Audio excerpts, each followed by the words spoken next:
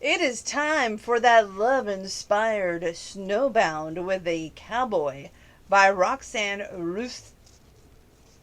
Rustand is the author, and bear with me. I'm going to read the back, then I'm going to read the little entrance and the Bible verse, and then we'll start in with the book review. She's here to stay. He plans to leave. Can a snowstorm bring them back together? Returning home to open a veterinary clinic, the last person Sarah Branson expects to find in her town is Tate Langford, the man she once loved. But the injured rodeo star has no intention of staying, and their families don't get along. So when a snowstorm strands Sarah and Tate together, why can't she stop wishing their reunion could turn permanent? This is the Rocky Mountain Ranch series, and an uplifting stories of faith, forgiveness, and hope. So, let's cover, the cover. We should cover the cover. It says they have one more chance to get it right. And now we're going to dive in. Now, you all know I have this hard and fast rule that if it does not move me by page 50, I usually don't continue reading it.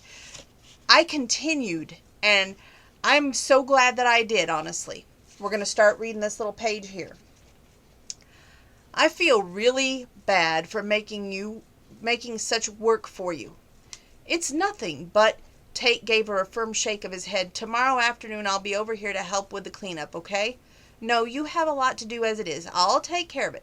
Neighbors help each other around here, Sarah, and believe me, if you don't let me pitch in, I'll never hear the end of it from my grandma. Sarah stared at the blackened garage for a long moment, her eyes weary and a little dazed. You're a good man, Tate. I'd forgotten just how kind you are. Then she hurried to her truck without a backward glance. He stared after her, the world shifting beneath his feet. Since she'd come back to town, nothing had been said.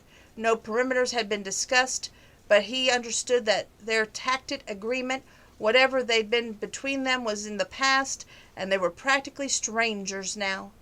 So why did everything suddenly seem to mean so much more? Okay.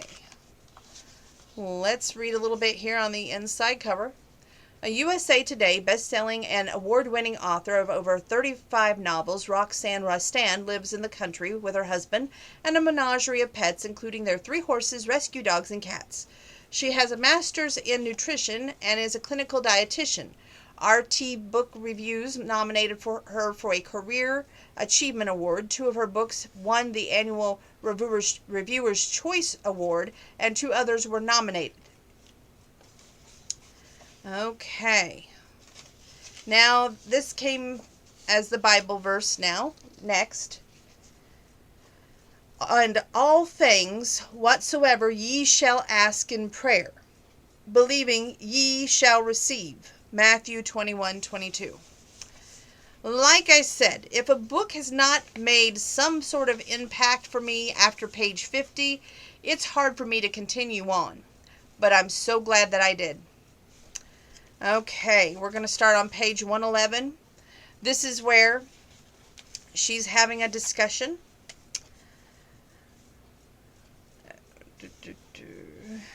Everything will be all right, dear. When I start to worry, I remember my favorite Bible verse in the Philippians, and just give it over to God. And everything by prayer and supplication with thanksgiving, let your requests be made known unto God. And peace of God, which passeth all understanding, shall keep your hearts and mind through Jesus Christ.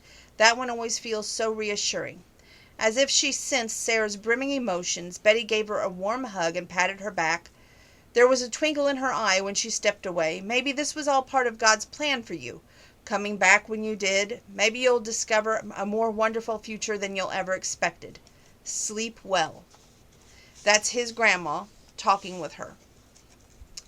We're going to move forward to page 140.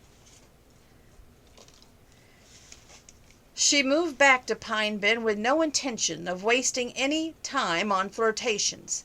That simply wasn't in her game plan, not when she needed to work hard and make every minute count. But she certainly never expected to encounter Tate again, much less to find that she felt the same old awareness simmering through her, just like it had in high school. Yesterday he'd even called her honey, but while her heart had warmed at his caring touch, those courtly cowboy manners were probably so commonplace in his life that they meant nothing at all. He'd always been a magnet for all of the pretty girls who flocked to him at school. By now, an introverted charmer like him had probably left 100 broken hearts in his wake and never even realized it. But when he'd flinched and turned away at her simple kiss of thanks, that told her all she needed to know. She didn't need to worry about avoiding any awkward complications because he had no interest in her at all. How heartbreaking. We're moving on. Page 147. Now, why did I mark page 147? Hold on.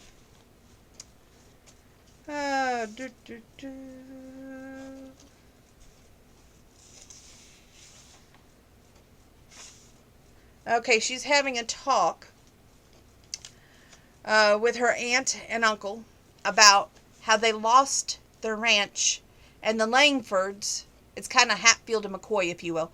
The Langfords picked up the pieces and bought the ranch. Now, here we go.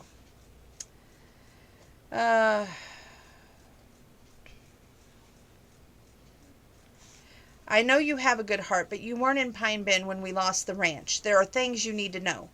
I know the bank foreclosed because of the debt. Maybe Gus was behind it, Sarah said slowly, and I know Warren begged the banker for an extension that was denied. That's all true, but we were behind by just 2 months, and Warren told the bank that we would have a load of cattle to ship in 60 days, which would have more than covered it. They wouldn't hold off just a little longer. They could have. It was an entirely arbitrary decision by the banker, but he had the right, and he used it. A friend of Warren's told him Gus was at the bank at the time and time again behind closed doors, demanding some kind of favor, and within a week the banker had called in our loans. The timing couldn't have been worse. Late winter when we had no crops or hay to sell, and no cattle ready for market. Millie said bitterly, we could have never proved it, but I still think that the timing was planned. Then the auction was scheduled quickly with little promotion. I'm so sorry, Aunt Millie, truly. Gus picked up our ranch for a song and managed to get most of our livestock and equipment for pennies on the dollar. Few people figured they could win the bidding against him, so when they realized he was there, snapping everything up, they didn't even try. I'll never forget his smug expression when he looked at us at the end of the day, while he was getting into his fancy truck. But his boys had all moved away from the home by then, right? None of this was their fault. Maybe I'm wrong, but I'm sure I saw one of them helping the auctioneer, hauling things out of the barn. We only took the furnishings that would fit in the cabin, and watching him drag out our things out of the house to be sold for pennies just broke my heart. Sarah had known the basic facts, but until now she hadn't felt the full impact of what had happened. How quickly and callously a whole lifetime hard of work could be swept away. She moved closer and reached out to take Millie's hand. I'm so sorry. Millie sighed heavily. We heard neighbors crowing about how cheaply they bought this thing or that, and we watched our entire lives go under the auctioneer's gavel as if it meant nothing to anyone. It might have been better if we'd stayed away. If I'd only known, I could have come back, tried to help somehow. Why didn't you call me or write? Millie rested her hand on top of Sarah's. What could you have done? You needed to be in school. Nothing could have stopped Gus Langford at that point. He already snapped up the Kavanaugh's ranch, and he knew what that was about. Oh, I forgot to tell you the pages this was. 147, 148, 149. And this is going to be for a while, so take a deep seat. But my parents should have stepped in. Surely they could have given you a loan or something. Sarah tried to quell with a bitter tone in her voice. Did they even offer? Your Uncle Warren is a proud man. He didn't even mention it to your dad until it was too late. They should have tried. Millie sighed. Yes, your dad and Mom offered to help, but what could they have offered? It didn't come close to what it would have taken, and Warren refused to be beholden to his brother at any rate. Sarah had put her phone down on silent when she arrived, but now she felt it buzzing a second time in her pocket. She pulled it out to take a look. It was the clinic. They'd texted her twice, and she was now a half an hour late. I'm so sorry, Aunt Millie, but I've got to get back. I've got clients waiting." She stood and leaned over to kiss her aunt's weathered cheek. "I can come back after work, though, if you like. I hate leaving you now after all that you've said. Are you all right?" "Tough as a wild turkey hen," Millie said firmly, though her lower lip trembled and her hands were shaken. "But you needed to hear the full story before anyone tries to tell you different. We want nothing to do with any of them." Page 150. Sarah bit her lower lip. The sons were gone by that time. Tate told me that all they wanted to do was escape their father and that ranch. Those boys were raised by that man, and whether by nurture or nature, they are what he made them. Sarah chose her words carefully. "But is that fair? Can't people change?" "Mixing with the Langfords isn't something we do or we want to hear about. It brings up grief we'd just as soon forget. You'd best not ever bring that name up in front of Warren again." Late into the night, Sarah cleaned another section of the cabin. She could still hear the edge in Millie's voice, the unmistakable threat of warning. Her aunt and uncle had been terribly wounded, and that wasn't going to change, and it was pretty clear that they were never going to give Gus or his family another chance. It wasn't fair, and it wasn't right.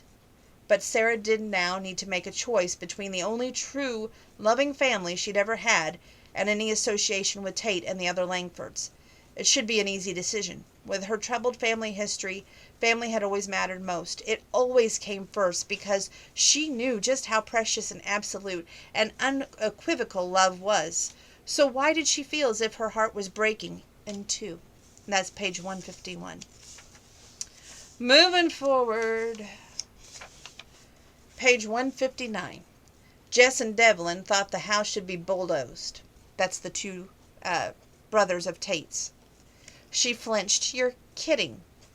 "They weren't, but I like a home with a sense of history, and I think it's a gem worth saving." That's Tate talking to Sarah. She had a fire, and the two brothers just thought, why not bulldoze it and start over? Tate actually said, "No, it's got a history. We'll rebuild it." He's got promise, that Tate boy. Anyway, she tipped her head and looked up at him, and "Really? I've got only so much time here in Montana, though, and I promised them I'd do as much as I could." Page 160. On the renovation and leave the detailed plans for the rest, but it's hard to know where to start and what updates should be done. You spent a lot of time here while growing up, so you might as well have much better ideas than me. She looked past him to the house when it was sagging porch and peeling paint. There was so much love in that house once. It deserves another chance. "So you'll help?" "Just a couple of evenings is all I can ask. Maybe starting tomorrow?" "I will, and I think I still owe you a dinner, too." She climbed behind the wheel and started the engine. Wait, he'd never been a touchy-feely, emotional sort of guy, and it took him a second to find the right words. "You seem different. Is anything wrong?" She rested a wrist on top of the steering wheel and stared through the windshield. It took her a long time to answer. "Nothing, really," she finally said. "Nothing at all." But long after her truck bounced down the lane and out of sight, he stared after her and wondered why she hadn't told the truth. Page 166, 167, well, all the way through 169. "I've ordered new windows for the second floor. The old ones were off-brand aluminum replacements and poorly insulated. Not a wise choice." "I totally agree. Warren installed them when I was in middle school, and I remember him arguing with Millie about which brand to buy, and Warren won, unfortunately, and Millie didn't talk to him for a week." Tate flashed her a quicksilver grin. Poor Warren. Her motto was always spend money and do it right the first time, and he must have finally taken it to heart because he did a stellar job on that cabin. Tate knelt in front of the red brick fireplace, adjusted some kindling with the slender logs, and built a fire. Within minutes it flickered to life, and warmth started to radiate throughout the room. He rose and gestured toward an oak rocking chair, and then settled on a straight back chair that had probably belonged to Millie's dining room set. "So what do you think? Is there hope for this old house?" Entranced, she watched the flames caressing the logs, the sparks rising toward the chimney, then falling back as spent ash. Of course there is. The big question would be budget, time, and intention. Who's going to live here? If you rent out the house or sell it off with a few acres of hobby farm, you'll probably wouldn't want to put much into it. I like the idea of doing it right no matter who lives here. The place has good bones, and I think it would be something really special. He braced his elbow on his thigh and leaned forward toward the fire, the warm amber glow casting the planes and angles of his lean, handsome face into sharp relief. I've spent the last 10 years living out a suitcase and going to rodeos. Maybe it's because I haven't had roots anywhere, but I've always thought I would enjoy renovating the house, or at least trying. She must have looked a little stunned, because he laughed and winked at her. This probably destroys my bronch-writing image, but I've spent a lot of time in hotel rooms watching HGTV. She smothered a grin, and despite her tension earlier, she felt herself relax. Then you and my Uncle Warren have a lot in common. You probably won't want to tell him that, but... Page 168, 169. Hey, I feel good. I am in good company. I've never heard a word against him. Sarah shifted uneasily in her rocking chair. I suppose I'd better be on my way. It's getting late. Are you sure? I could shear up some prime Angus steaks if you like. Wouldn't take but a few minutes. Langford prime beef had a reputation that extended far beyond the county, and her mouth watered at that thought. That sounds wonderful, but maybe another time. Tomorrow, if you like, since you're coming to talk about the house anyway, just let me know. I'll just come straight from work so it doesn't get so late. Can I bring something, maybe a salad and fixins from the store? Perfect.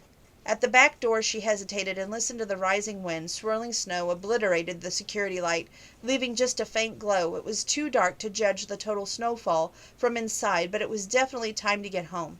He looked over her shoulder. Would you rather I drove you home? Goodness, no, I'll be fine. Text me when you get home, all right, okay?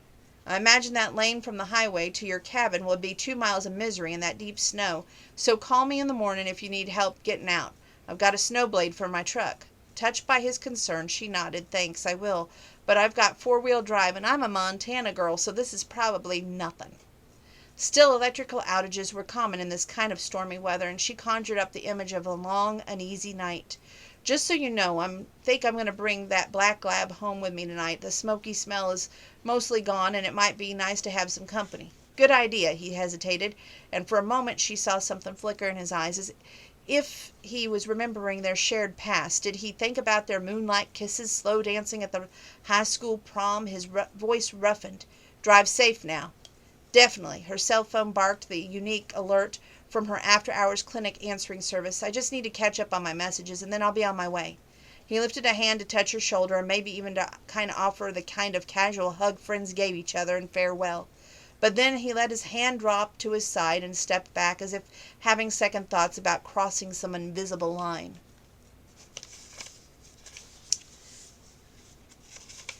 Well, I guess we keep reading. After settling the lab in the back seat, she started her trucks, checked several messages from her clinic, made several phone calls. She glanced toward the house as she shifted into drive. All she could see beyond the curtain of falling snow was a faint glow of lights inside, but she knew Tate was at that window watching her leave, concerned for her. Who would have thought this day would ever end this way? Page 170. This was not about romance, nothing about fluttery feelings or hopeful expectations for a relationship that would be doomed from the start. She just had to keep reminding herself of that. But maybe it would be the start of a friendship, two adults who could enjoy each other's company and never want anything more.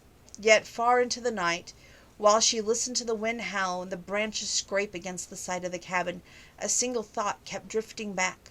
If Tate had given her that kind of farewell embrace, and if it had deepened into a farewell kiss, she definitely would have kissed him back.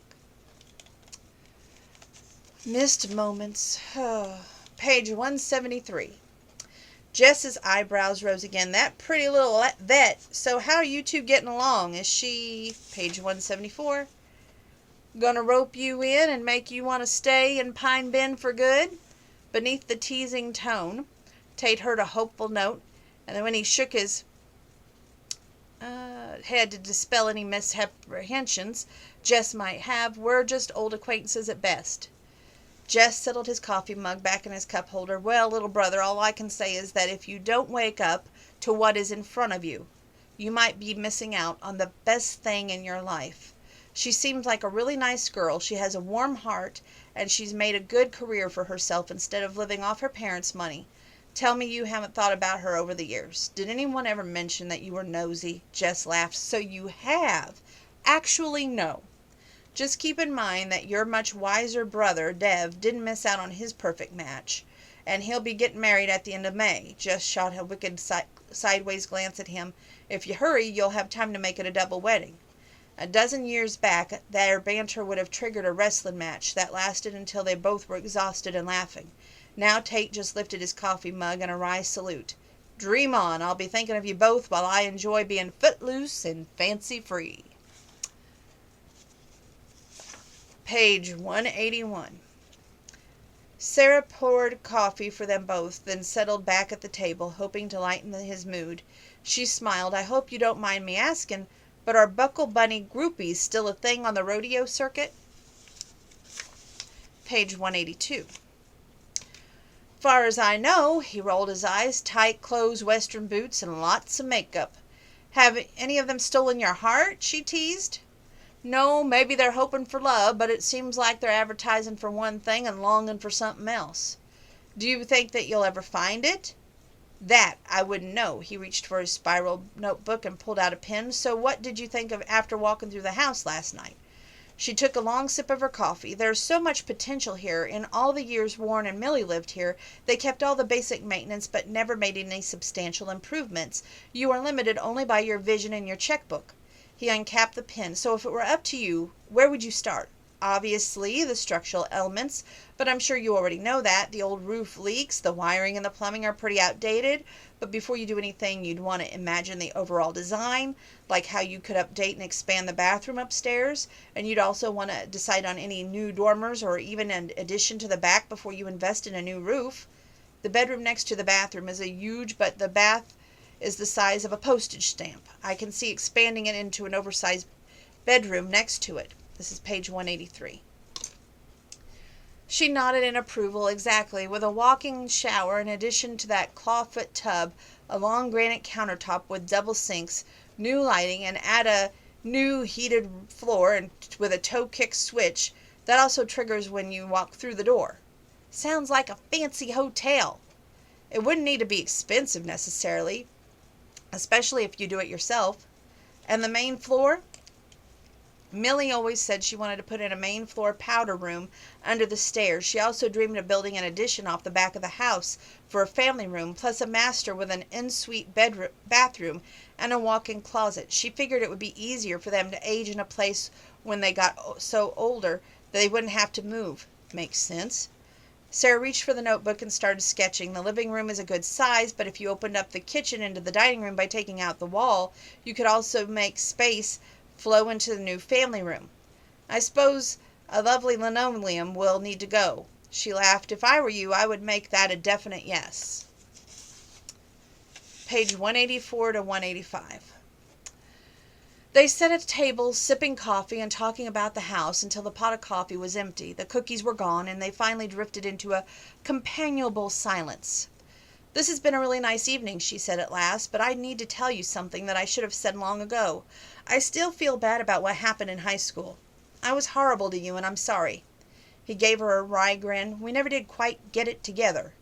But it was all my fault, and I never apologized at the end when you said you really cared about me. I panicked. I ran. With parents like mine, just the thought of commitment at any level scared me to death, and it still does. I can't say my parental example was any better, but you and I were both really young, so it was all for the best. I suppose we just avoided greater heartbreak later, but I'm still sorry." She stood and pulled on her jacket. "We talked about spending a couple of evenings discussing your renovation. I usually don't work all day on Saturday, and tomorrow I should be done at 4. Will that work?" "Perfectly. I'd like your thoughts on some of the specifics. The sooner I get my plans nailed down, the sooner I can get to work." She paused at the door. "You know, as a little girl, I used to dream about happily ever afters. But my dad was a cheat. My last boyfriend ran off with my best friend, and the one before him walked away without a word. I'm a failure, and I am done with that kind of relationship. I'm so thankful that you and I can be just friends." But on that long drive home in the darkness, she felt like a small aching place in her heart, and a faint whisper through her thoughts. Don't you want more?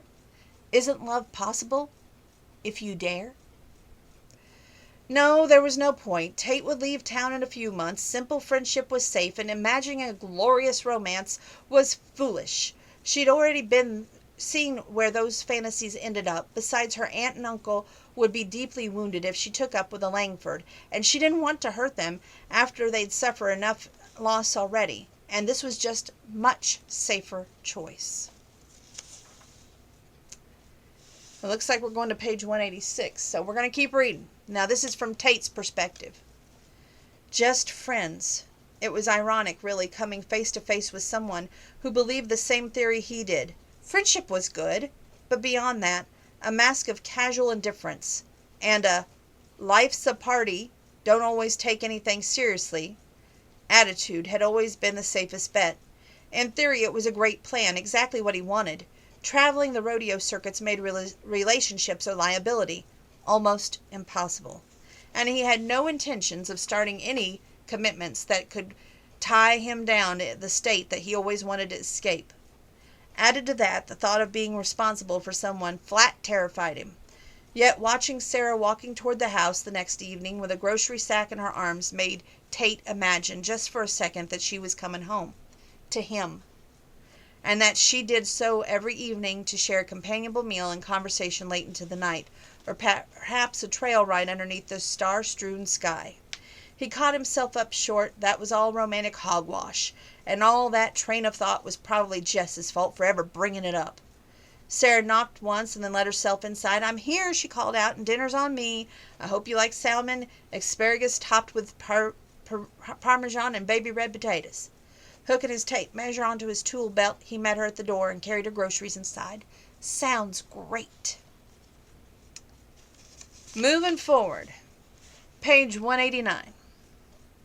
What's wrong? She lifted a hand to touch her cheek. Do I have something on my face? I was just thinking that I couldn't have ever been so wrong about someone if I tried. Her gaze narrowed on his. You've got a complaint? He couldn't help himself but laugh this time. Laughing, he slid an arm around her waist for a quick hug, and then he released her and went after the plates. It's just that in high school I always figured that you were an untitled rich girl who always had the finest and expected nothing less. Even 190. While we dated for a while, I always imagined a little intimidated. I can't imagine why, she frowned, though there was a twinkle in her eye. And now what? You're thinking I'm some kind of hillbilly? No, I think you're amazing. Because I offered to help rip out that awful carpet? Because of too many things to count, and they just kept adding up. You just are. She groaned and rolled her eyes. Let's eat. He didn't blame her. He never said anything that was lame to a woman in his life, but he was starting to see that trouble was ahead, and he wasn't sure how to fix it. She was delighted about just being friends, while every time they were together he saw more about her that charmed him, surprised him, intrigued him, and made him want to get to know her even better, which was so ironic. On the rodeo circuit, he was always the one fending off advances by pretty young things, but he never took any of them seriously, never made commitments, and he made sure that he never fell in love. In his younger days, it had always led to awkward situations and unfortunate marital experiences that he wasn't prepared to meet. But if he wasn't careful, this time it would be him who was falling too hard for someone, which made no sense at all because he already knew there'd be no happy endings with a woman who only wanted to be friends. And for the first time in his life, he might be the one who wanted more. That's page 191.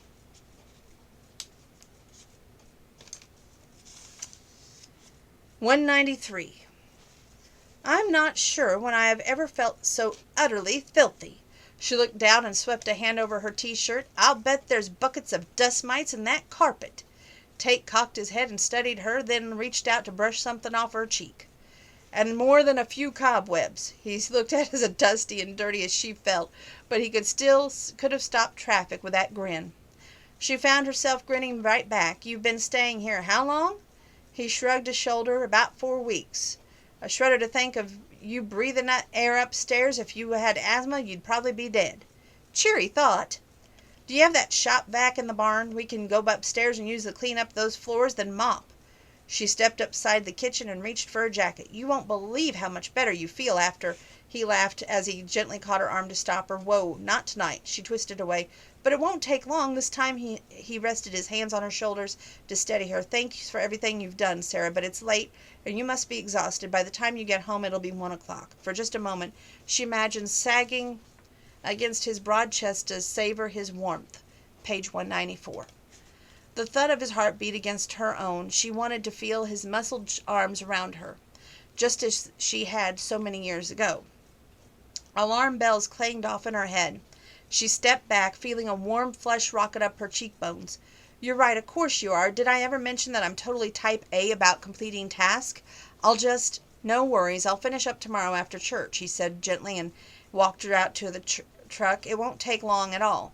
I'll feed your animals in the morning in case you want to sleep late. Just promise me you'll text me when you get home so I know you made it. If you don't, I'll come looking. When had anyone been so concerned about where she was or if she made it safely home? It was surely out of because she was so tired, but she felt her eyes burn. Thanks, she whispered. She drove away without looking back. She had no doubt that he was watching her leave and that he would be waiting for her text. And it filled her with an unfamiliar sense of peace. Or was it something more?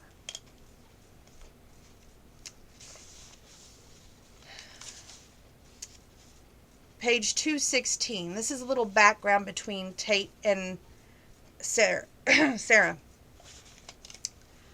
In high school, Tate had maintained a persona of being one of the wild, irresponsible boys. Parties, fast cars, a magnet for fast and flirty girls, an irreverent class clown, a boy who got in trouble and laughed it off. At least that was the perception he fostered. Looking back, she could remember his air of bravado, yet he'd been nothing but kind to her when they dated those few months. Thoughtful, and he'd been so perceptive. He once found her distraught and crying after her dad exploded over a B+ on an exam instead of an A, and Tate had confronted her, teased her a little until he actually made her laugh. Despite her plan to shake up her parents by dating a wildest boy she knew, she'd fallen into a heady, overwhelming emotional roller coaster of a teenager's first love. But she felt guilty and ashamed too. And when she finally told him the truth and how she tried to tell him or use him to gain her parents' attention, he walked away. It was exactly what she deserved, but it also broke her heart. Page 217. His teenage rebel act had only been a mask, she realized, the one she'd worn in the face of her parents' impossible expectations, but what she saw in Tate now was exactly what she glimpsed at all those years ago. He was a good man who could take in a menagerie of rescue animals, even a raucous parrot that blared show tunes from morning till night. Without a word of complaint, he was a better, kinder man than anyone she'd ever met. And if she weren't careful, she might start falling in love with him all over again. Or maybe she just hadn't stopped. Oh, we're going to keep reading. Page 218. Tate eased Blondie into a rope around the arena, dropped her into a 180-degree rollback, and brought her out of it and in the opposite direction on the correct lead, smooth as silk. Some days the uncertainty of his future gnawed at him, the possibility that someone else was out there quietly waiting, ready and able to bid far beyond what he could afford, and then his dream of taking over the rodeo company would disappear in a puff of smoke. There was nothing he could do about it. He just needed to bide his time and hope that the outcome was right, whatever that was. But other days, he reached forward and stroked Blondie's neck. Other days, he was just plain fun being back to training horses after a decade of riding broncs and racing from one rodeo venue to the next. This was totally different approach to riding, gentle, slow progress, but it was what he'd done for his dad as a boy, and it offered a different kind of satisfaction than hearing an 8-second buzzer. And with all that, a text chimed into his phone. His pulse skipped a beat when he saw who it was from. Sarah, I seem to be missing a garage. Should I call the sheriff? Tate, you were missing a garage the day it caught on fire. Sarah, guess I owe someone a lot of money, but would dinner do for starters or some stall cleaning? He laughed out loud, startling Blondie into a crow hop and nearly dropping his phone before he calmed her down. Tate, it was a team effort. Jess and Deb helped as well. Page 219. Sarah, then I owe you all a dinner or a lot of stall cleaning. Let's figure it out a time later. Okay, we're going to read to page 220. He smiled to himself as he pocketed his phone and eased Blondie's figure into eight at a jog, then a lope. During his years as a championship bronc rider, there had been flocks of buckle bunnies following the rodeo circuit, fangirls eager to catch the competitor's eye, though he'd never been interested in one-night stands, and he'd never traveled too much to ever find anything more meaningful. But seeing Sarah again was a whole new dynamic. Come the first weekend in May, his life could change in an instant with a drop of an auctioneer's gavel, though now he was no longer sure what he wanted or what the future was to hold. Pine Bend was where Sarah had grown up, and it was where she intended to stay, and with every day he was here, he was starting to realize just how much he cared for her. Was there a chance with her if he stayed? The only thing certain was that there'd be no chance at all if he left town and followed his dreams. He slowed Blondie to a walk and guided her into a 360-degree spin, then turned her around to the center of the arena, Abby's advice still running through his thoughts. Page 220. You don't want to look back in 5 years and wonder why you let her get away. Page 222. They'd spent months together in high school, but he had never really noticed the faint dusting of freckles over her nose, the elegant arch of her eyebrow. Had he ever truly appreciated her wry, self-deprecating sense of humor? A mesmerizing, expectant silence shimmered between them when she lifted a gaze to his, and he found himself lowering his mouth to hers for a long, sweet kiss that sent a wave of warmth straight to his chest. From somewhere in the distance he heard the adore screech and the launch into a rap song at the top of his tongues. Tate drew back. I'm sorry, I guess I shouldn't have done that. She looked up at him with an expression of shock, her eyes wide and luminous, and then she smiled. Just like old times, right?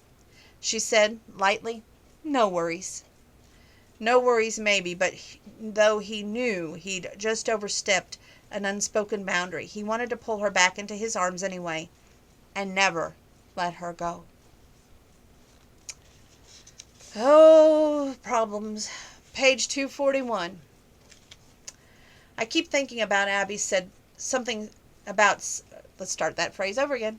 I keep thinking about something Abby said to me. I just don't want to lose something important that I can't get back.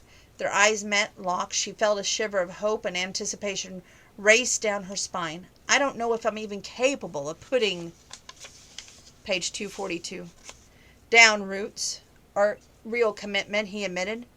You know what my dad was like. My parents' marriage was a disaster from day one. I think my mom was even more miserable that last year of her life because of him and me. What? Startled, she searched his face, wondering if he'd misspoken. After losing Heather, she must have treasured you boys beyond measure. How could a sweet little boy of 6 ever make his mother miserable? He stared off toward the mountains. I managed pretty well. I don't believe it. I was wild, disobedient. I acted out all the time. My grieving mother had to deal with a perpetually wild kid who drove her crazy. She said that? Sarah asked carefully. Really? She didn't have to. Dad made it very clear. Sarah felt her heart wrenched for the little boy he'd once been, grieving his sister's loss as much as anyone, but too young to be able to express that tumult of emotions. His parents might have been too wrapped up in their own sorrow to see it. She reached out to rest a comforting hand on his arm. I'm so sorry. Be sorry for my mom. When she died of a heart attack, Dad figured out the stress I caused played a big part in that. Aghast, Sarah tightened her fingers on his arm. To page 243. That isn't true, and frankly, it was horrible of him to say it. It always made sense to me. He lifted a shoulder. I've been thinking about it. Maybe that's one reason I left home and rarely came back. It always was easier to stay away than come home and face the truth and the memories. The truth? If I could stand in front of Gus Langford right now, I'd give him a piece of my mind and then some. Why would anyone burden a child with such horrific guilt? Tate didn't answer. Please, Lord, let me say the right thing. I took a class on death and dying when I was a pre-med, and I read the young kids have a hard time understanding the finality of death. If it happens, it's like an earthquake in the family. Everything changes. Mom and Dad are grieving, and they seem to be like different people. Then there's a little joy. That feeling of security is just lost. Tate nodded. I also read that young kids can be so desperate for everything to go back to normal that then subconsciously try to distract their parents from the loss and grief. They act out. They cause trouble. She tilted her head. I have absolutely no doubt that your mom understood that, and she loved you to pieces. Your dad was just wrong. He stared somberly at his hands. I'd like to think that. Page 244. No, believe it. Even if you were difficult at times, all little kids are. Have you taken a good look at Bella and Sophie and heard them whine and bicker? Sarah thought about her own parents, their marriage repeatedly torn apart by unfaithfulness, her lonely childhood. But I do know what you mean by commitment. Trust is hard when you haven't come from a stable home. Or one where everyone got along. Tate fell silent for a long time, then he cleared his throat. I'm thinking about staying right here and running this ranch. Really? A corner of his mouth hitched up into a wry quarter smile. 6 months ago I would have laughed at that thought, but I like being here, ranching, the stability, being with family, and with you. And with you. Those 3 simple words seemed to shift the earth off its axis. And yet, did he truly realize what that meant for their future? He'd always dreamed of it. What if you lose your chance to buy the rodeo company and no other opportunities come up for years? Will you regret it? She held her breath, praying for that right answer. What I'd regret is not choosing to stay right here. He rested his hands on hers. So now that we have that settled, Dr. Branson, is Saturday night. Can I take you out for dinner? They have such a sweet romance. Unrealistic, because we know that kind of romance doesn't last in real life, but sweet. Page 252. He would have been a wonderful dad someday, Sarah thought with a little tug at her heart, though when the date of that rodeo auction came, would he really decide to stay here, or would he follow his heart? She was pretty sure she knew. Page 255. A slender, curvy figure posed in the doorway, on one hand on the door frame and the other on the hip of her short, cut-off denims. Behind her, Sarah could see the rusted tailgate of an old Chevy green pickup. In the doorway she silhouetted by an afternoon sun, but there was no mistaking that pause for effect or the feline grace of her walk as she headed straight for Tate. Sarah's mouth dropped open, then she clamped it shut when the woman slithered right straight up to him, flung her arm around his neck like a needy octopus, and planted a kiss square on his mouth. Girls, we need to get back to the house. Right now, I forgot something. Cookies. We need to make cookies. Abby grabbed the twins and hustled out of the barn. You too, Jess. Now. Chloe shot a sympathetic glance at Sarah and turned away to grab Devlin's arm, and they too were gone, leaving Sarah to watch in frozen horror as this woman leaned back to and framed Tate's face with her scarlet-tipped fingers. Page 256. She gave him a seductive smile. I missed you. It's been way too long. So I thought I'd better check in on you. You need to come back. This woman's cowboy hat wasn't a resistol or a Stetson. The western boots were more flash than function. She wore a tight western plaid shirt that exposed that flat and willowy midsection. She looked like a cowgirl version of a human Barbie doll. And Tate wasn't exactly resistant. So this is what he wanted. Flash and sparkle, not some ordinary woman who usually wore plain vet overalls and stethoscope slung around her neck. Embarrassed, humiliated. Sarah felt her cheeks turn to flames, and then she too escaped the barn to leave the happy couple, especially the lying, deceptive cowboy, in peace. Before she said something she would regret. His words came back to her as she drove away, and she gritted her teeth. He'd once said Buckle Bunny fangirls wore tight clothes, western boots, and lots of makeup. He hadn't said he didn't have any Buckle Bunnies in his past. He only said that he discouraged them, and he described this woman in his arms to a T. Page 257. It was certainly a revelation, and Sarah only wished she'd seen it sooner. If this was the kind of woman he preferred, then these past weeks had been a farce. Probably just something to while his time away as he waited for an auction and his rodeo life to begin again. She had been a fool.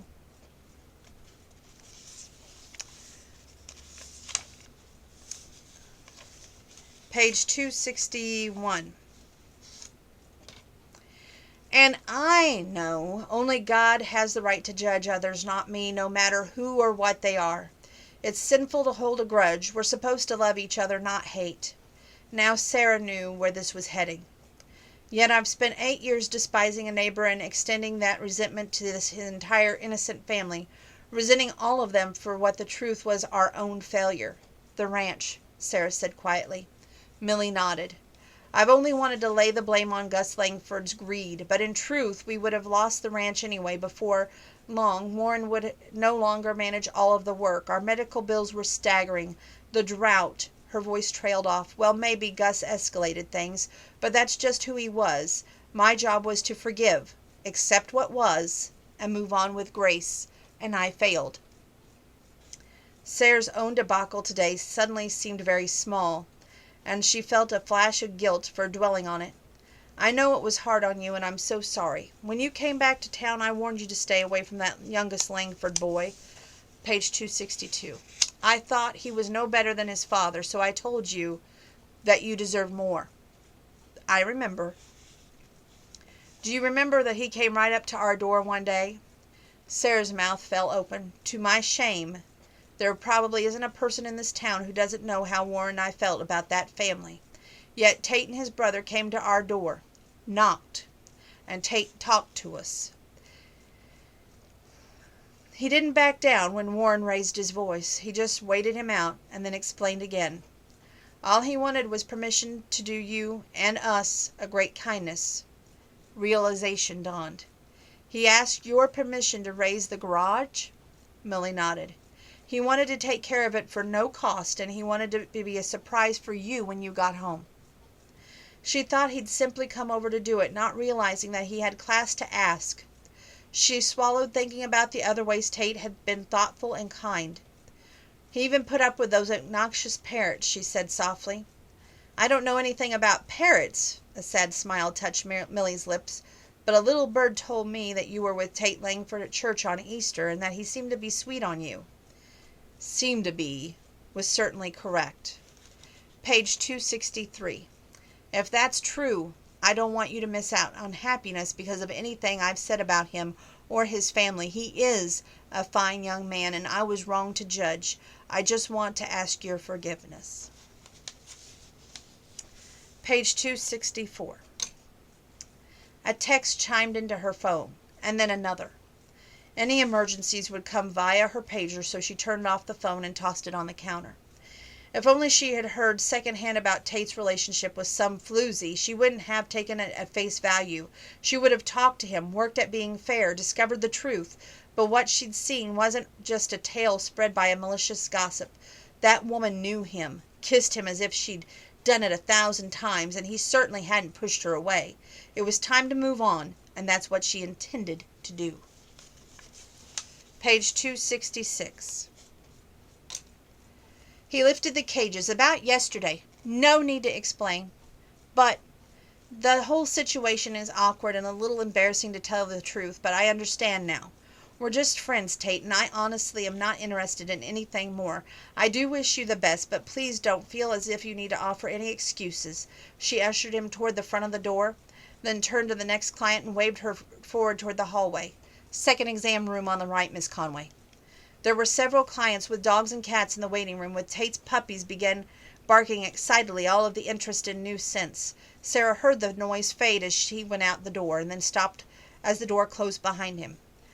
She listened for a moment, almost wishing he'd come back inside and tell her in no uncertain terms that he'd sent the other one packing, that yesterday there'd only been a terrible misunderstanding, and he cared for only her. But Sarah was no fool, and she knew that this was just unrealistic.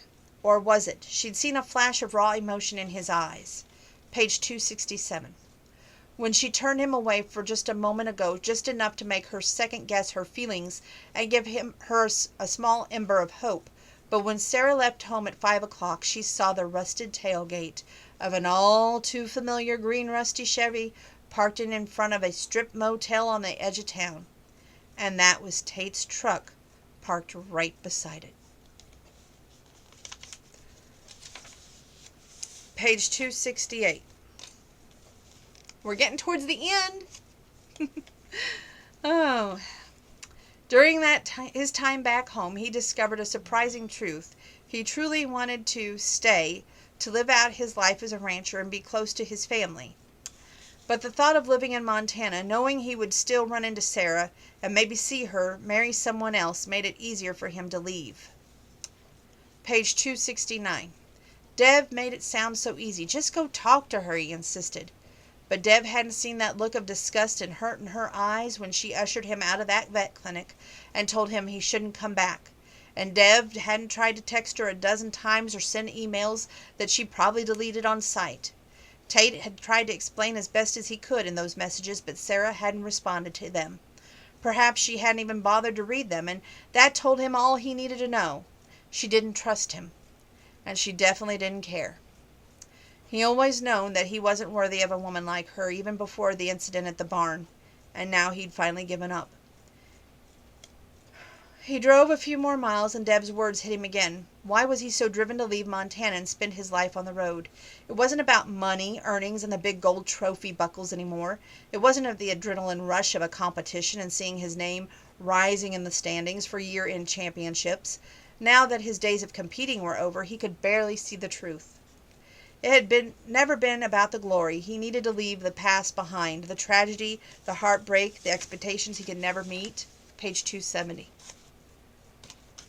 Dad died years ago, but that he was still trying to earn his acceptance from a love of a man who never had any love to give. And what about the one person who knew it was the love of his life? Was he willing to walk away from her as well?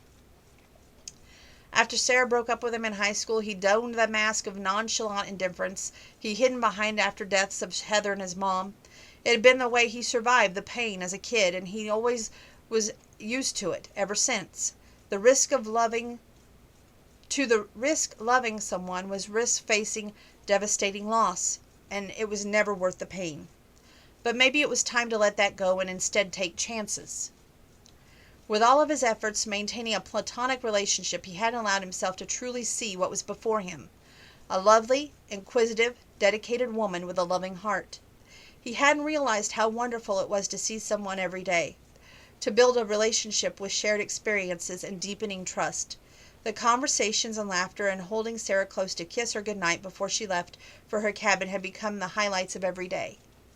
How blind had he been for so long? He tried to run from commitment all of his life, but this time he wasn't going to make that mistake. Glancing in the rear view, he turned sharply at the exit ramp ahead, and then he headed for home. We're going to keep going until 273, so this is 271. The bells above the front door of the clinic jingled just before noon, closing time on Saturday. Sarah stopped writing some notes on the last dog she'd seen for the day, listened hoping it wasn't another emergency. At the familiar voice, she stood and hurried to the front desk where Netta was writing a receipt for payment on account. "Hey, Jess." He looked up at her and smiled. "Good to see you. It's been a while. A couple of weeks. Just because my brother can be stupid doesn't mean we don't all want you to come out. You're welcome to every Sunday dinner every weekend if you like." She nodded, knowing that she would never take up on that kind offer. It would be awkward being there without Tate, rather like a pesky remora still trying to cling to a family that would never be hers. "How's Abby feeling?" He grimaced. "Mornings are pretty miserable. I feel so sorry for her." Page 272. "I suppose Chloe and Devlin are busy with their wedding plans." He chuckled at that. "I wouldn't know except for the ongoing discussion about where to have the ceremony. Dev thinks the church is easier. Chloe wants someplace outside with lots of flowers. The only thing I know for sure is it will be on Memorial Day weekend, so their friends will have more time to travel." She fell silent, not wanting to ask more. "As for Tate, this is the day of the rodeo contractor's auction," Jess added, "so he left yesterday. If all goes well, I suspect we'll only see him a few times a year." There was that thread of sympathy in Jess's voice, and she knew he was probably thinking about that humiliating scene with Tate and his friend, and feeling sorry for her. I hope he does well.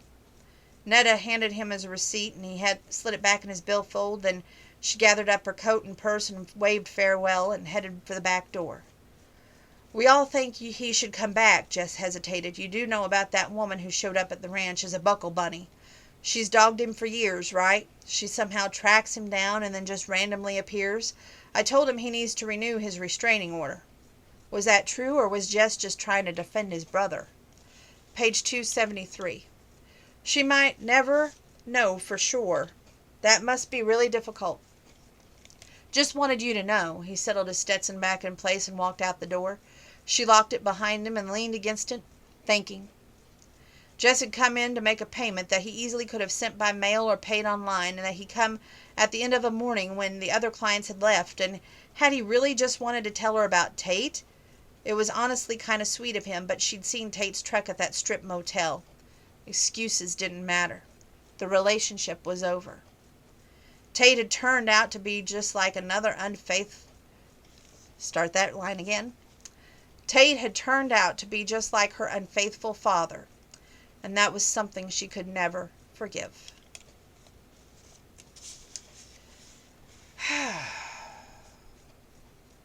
We're going to start at page 274, even though I didn't mark it because it's a good page. Sarah's phone chimed just as she was leaving Millie's and Warren's apartment on Sunday afternoon. She glanced at the screen of the phone and then did a double take. It was from Tate. I'm back for just a few hours and have caught your other cat. Please come and get it.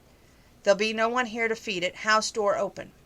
She glared at the screen, then sighed. She could have happily gone forever without seeing Tate Langford again. Yet, if he let the cat loose, how would she ever catch it? It might disappear into the little nooks and the tunnels between the bales and the loft. She would spend hours trying to find it to no avail. If there wasn't enough mice around, it could starve. She tapped out a quick, "Okay, be there in 20. Added a grumpy emoji. Then the second thoughts and deleted it. Page 275. When she arrived at the house, she felt a pang in her heart at the wispy wildflowers starting to bloom at the foundation. Soon there'd be a profusion of color if someone were here to water them, but that didn't seem likely now. Tate stepped out onto the front porch and waited for her to walk up the stairs. Thanks for coming, she frowned, trying not to meet his eyes. Where's the cat? Is she in the carrier? Inside. He opened the screen door and she stepped in, prepared to see the Reno project she and Tate had worked on, but the scene was disconcerting, unfamiliar. Was everything pink? She yanked her sunglasses off and stuffed them in her pocket of her jean and blinked. Every flat surface in the kitchen and great room was covered in rose petals. What is this? She faltered. I don't get it. Is this some kind of joke? Where's the cat? She surveyed the room again, half afraid she was hallucinating. The cat is in a carrier by the door. Tate stood a few feet away from her with a tentative quarter smile. I didn't know how, or to at least have a chance to talk with you. I know you are, or were, really upset, and I don't blame you a bit. She glared at him. This doesn't change anything. Page 276. Tate. You lied to me. All the while we were together, you had some other woman stowed away somewhere. Someone who apparently was missing you and wanting you home. You two obviously know each other very well. Not in the sense you mean. She shuddered. Is she here? He shook his head. Open the folder on the counter and take a look. Keeping a wary eye on him, she lifted the cover with a fingertip and looked down at a thick stack of documents inside. What is this? Copies of restraining orders, 5 years' worth, because each one only lasted 12 months. You'll see a record of violations or orders. I never invited her here. Half the time I have no idea how she tracks me down. So Jess hadn't been trying to cover up for his brother after all. He'd been telling the truth. But that kiss! Her obsession, not mine. If you imagine that I was kissing her back, you didn't look close enough. He shrugged. She has a mental health issue. Obviously, I don't dare shove her away and risk harming her or get her riled just because the situation can really go downhill. I just wish she'd stay away from me. But you were at that motel. She narrowed her eyes, watching for obvious deception. Page 277. Last paperclip. Her dad had been a skillful liar too. I saw your truck next to hers when I drove by after work. True, but I was in my truck waiting for a deputy to arrive so I could identify her. Sometimes she ends up charged with harassment. Sometimes they lock her up for a while or she spends time in a mental health facility and then they let her go. This time they're sending her back to her family in Colorado. I'm not her only target, by the way. I hear she's fixated on a number of other rodeo cowboys. Sarah felt like a deflating balloon as her tension and anger slowly dissipated. She brushed a hand over her scattering of rose petals, picked up a few, and then looked at him and managed a wobbly smile. A flood of emotions rushed through her. Relief, joy, wonderment, and love. I thought these petals were real. He ducked his head and gave her a sheepish grin. Not possible in Pine Bend, but had I overnighted these by Amazon, hoping the surprise might help, I was afraid you would turn on your heel and walk out. I don't know what to say. All I want is another chance.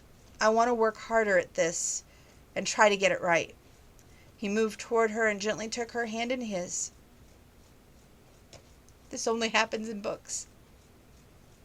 I was halfway to Colorado when I came to my senses, and I was driving away from the one person I'll always love, you.